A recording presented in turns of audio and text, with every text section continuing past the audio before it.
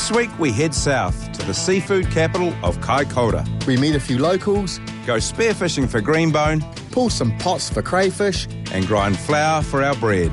then we bring it all together in a sensational seafood risotto with battered butterfish fingers.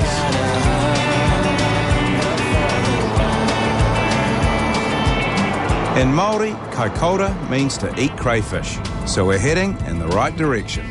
We're hoping to catch a few for our seafood risotto, and before we hit town, a bit of roadside research. Ninspin, mate.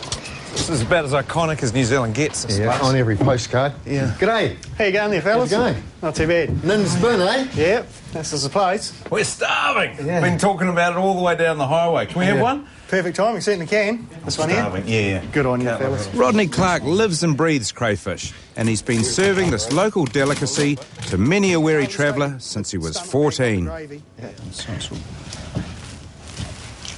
Oh, yeah. It's a real luxury item, mate. That's beautiful. So what's the history? How long has this been around? Oh, my dad started it in 77. Is that your father? Yeah, that's me dad, yeah. It was Clarky's dad, Ronald, that saw a gap in the market and filled it with an old caravan. Naming it Nin's Bin after a woman who worked for him, he developed the tried and true recipe that son Clarky continues today.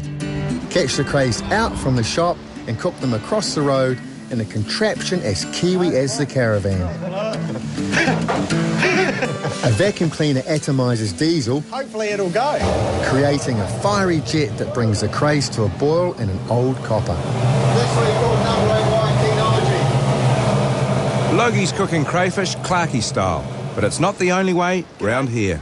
Yeah, how you doing? How you doing? What's going on here? Cool. Oh, we're just going to cook some crayfish in the kelp. In the kelp. Yeah, it's an old Maori way of doing it. Butch McDonald's cooked his fair share of kai this way. It's a simple process. He splits the kelp, then hollows out a cavity for the cray. My grandmother was a Ngāi Tahu Yep. Maori, and she taught me to do this when I was a child. We used to have picnics at the beach. Yeah. Basically, there is your poha. Like so. Now you just, if you can just fold the top like so, Yeah. and that's pretty much it. And now it's ready for the fire. Great. This is just fantastic how they've been doing it forever and a day, and I'm sure the flavour that's going to be in this crayfish is going to be outstanding. The cooking is as simple as the prep. Crays are put in the fire and covered with hot rocks for around 20 minutes. That is sensational. I just can't wait to see how they come out. It's right from here, it's in here, it's in the kelp. You won't get any fresher. Yeah. They had to boil up. Yep, she's all over now. We're nearly ready to eat. Taking them from hot water to cold stops them cooking.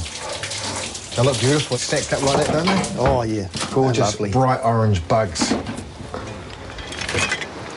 there they are. Yeah.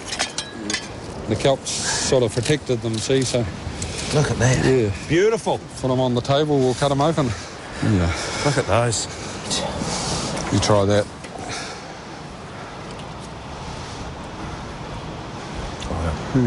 And the kelp has imparted this lovely sea sort of vegetational flavour into the crayfish, and it's just absolutely beautiful. It is, it's a real delicacy, isn't it? Fresh out of the copper with a dab of garlic butter. Got the cray cook-off. Come and try this. We've got a tasty cray to bring to the table. If you want, you save us some. 2 crays, 2 different ways, and we've only been on the ground for an hour. I think a lot of what tastes so great is this too, you know? I think so.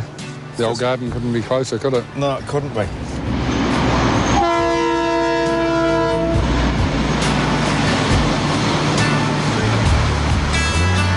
"20 minutes further down the line is the quiet seaside town of Kaikoura. So what are we here for, Brownie? Well, mate, we're here for a fee kind of wine, that's for sure. With a place booked on Clarky's next outing, our crayfish is sorted. Now it's time to find some other ingredients for our risotto, and a great place to start is the famous Kaikoura Canyon. Just a kilometre offshore, this trench drops away as deep as the mountains climb high. It creates a huge upwelling of nutrients and is home to an amazing food chain. Like us, the dolphins and whales are here for a good feed too. And if we hang out long enough, we might pick up a few tips. Now we're in the whale zone, and we're in about this area here. Currents coming in up around the canyon here, We've got one from the Antarctic, one coming down from the tropics. These collide against each other, which causes a big upwelling, hence the reason why there's lots of yummy food here. The whales, they feed on a variety of things: squid, groper, orange roughy, shark. It's a marine mecca here. It's great. They're just so graceful. For a huge animal just slips in. Gorgeous. It's not a wonder that so many people go absolutely nuts about being out here. There's something about these dolphins and the mountains and the sea all in one, and you know, on a day like today, it just doesn't get any better than this. After a busy night chasing down food in the canyon, the dusky dolphins have full bellies and the mornings are about play.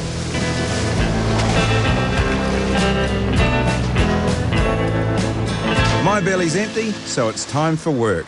I've got a snorkel, spear gun and a risotto that's begging for some of Kaikoura's fresh seafood. We've seen the top of the food chain in action, but thought we'd make our entry a little lower down. This is it. You go, mate. Mr. Barnacle Bills, the legend. We're going for butterfish. It lives amongst the kelp, and I know just the person to help chase a few down. How you going? There's a good chance that you're Bill, isn't there? Yeah, it is, mate. Here are you? Barnacle Bill Beasley's something of a local legend when it comes to gathering seafood. Yeah, we went for a dive yesterday and the viz was good, so it should do really well, eh? He and his son Will are taking me to a kelp forest just out from town, where hopefully we'll find the makings of our dish. Do you want me to do the anchor? Okay, mate. Yeah, righto. What's the story, Bill? Right, bud, we've got this rock right in front of us here. Just drop off the side of it there, and there's a bit of a gut where they come swimming up all the time. They just keep on going around because they feed on the polyp kelp here. Right. There's been plenty of sightseeing. It's time to get down to business.